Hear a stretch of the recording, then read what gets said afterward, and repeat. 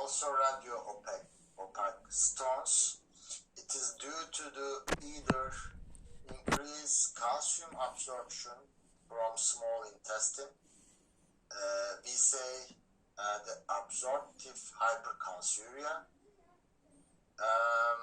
decreased calcium reabsorption in renal tubules, and excessive urinary calcium excretion results in a relative decrease in serum calcium, which leads to the secondary hyperparathyroidism. We say renal hypercalciuria. Last, the increased calcium in urine due to the primary hyperparathyroidism. We say resorptive hypercalciuria. So please don't mistake and don't forget, renal hypercalciuria is associated with secondary hyperparathyroidism, and the resorptive hypercalciuria is associated with primary hyperparathyroidism. And the uric acid is the only stone being radiolucent. The acid urine precipitate uric acid, good disease, the glycogen storage disease, some neuroproliferative disorders, and the chemotherapy causes excessive tissue destruction and increase the uric acid. Steroid stones are known as infection stones associated with urea splitting bacteria, including Proteus, Escherichia coli, Pseudomonas, Providencia, Klebsiella, and high ammonium concentration derived from the urea splitting organism results in an alkaline urinary pH, and it is composed of magnesium, ammonium, and the phosphate crystals. It is only at elevated urinary pH that shortly MAP, magnesium, ammonium phosphate crystals, precipitate.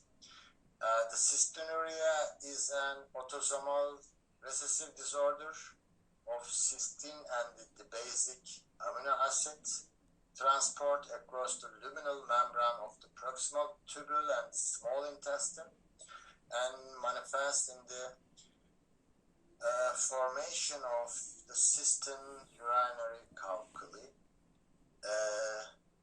Another the basic amino acid, ornithine, arginine, and lysine. But I have to say that they don't form the stones. Only the cystine forms a stone in urinary system.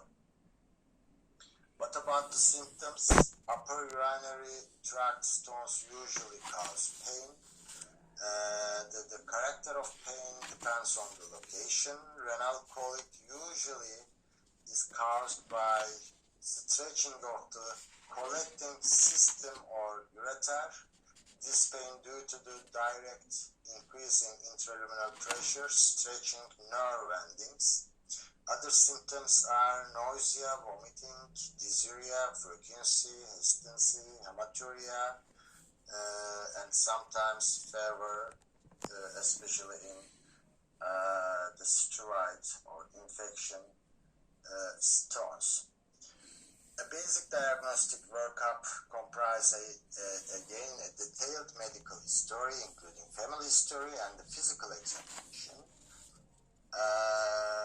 and urinalysis, urine culture, and blood creatinine level.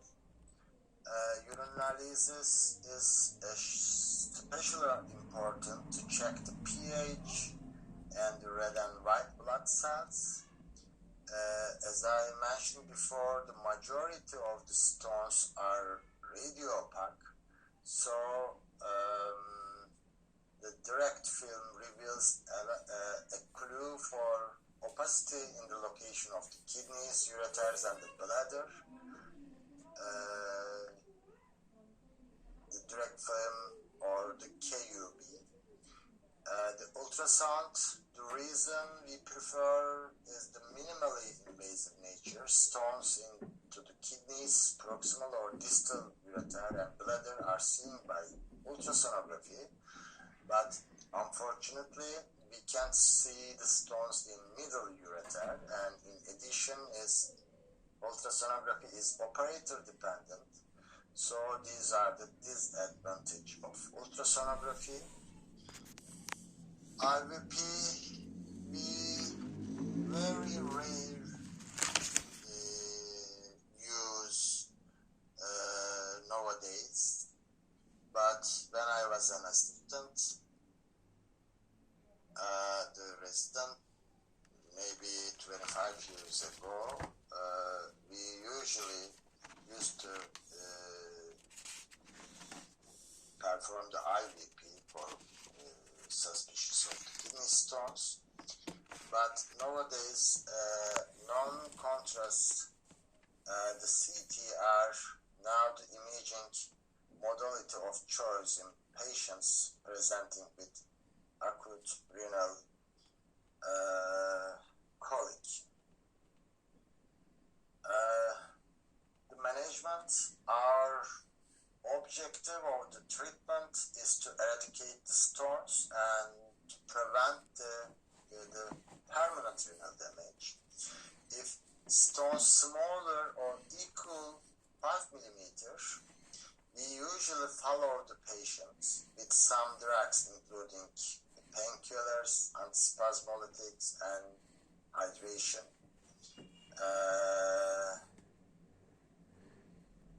And 80% of stones smaller than 5 millimeters pass spontaneously and don't require the further intervention.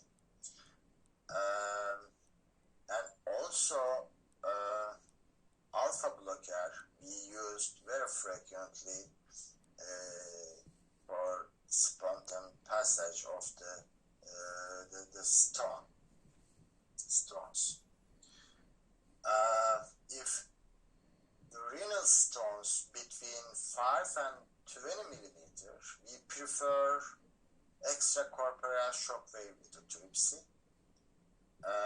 One exception, the ESWL is less successful on cystin stones because the hardness index of cystin is higher than the other types of stone. So our cutoff 5 to 10 millimeters for the cystin stones. For stones greater than 20 millimeters, the most suitable option is percutaneous nephrolithotomy procedure, and we do very often that operation in our hospital. As you can see in the figures, we insert the needle to the kidney and then dilate the tract and create the access, and finally we break the stones by using laser, pneumatic or ultrasonic lithotripters and pull all the stone fragments out. And ureteral anoscopy is usually preferred for ureteral stones equal or less than 10 millimeters. It is the first option for distal ureteral stones, and different kind of lithotripters such as laser, pneumatic lithotripters are used for breaking the stones. Figures shows the ureteroscopy technique enter the ureter by using the semi-rigid or flexible ureteroscopy, and we see the stones, and we break the stones by using the laser, holmium laser, and remove them by using the basket catheter. Nowadays, the last option, open surgery, and we rarely need it because all of the endourological surgery have replaced the open surgery. Okay.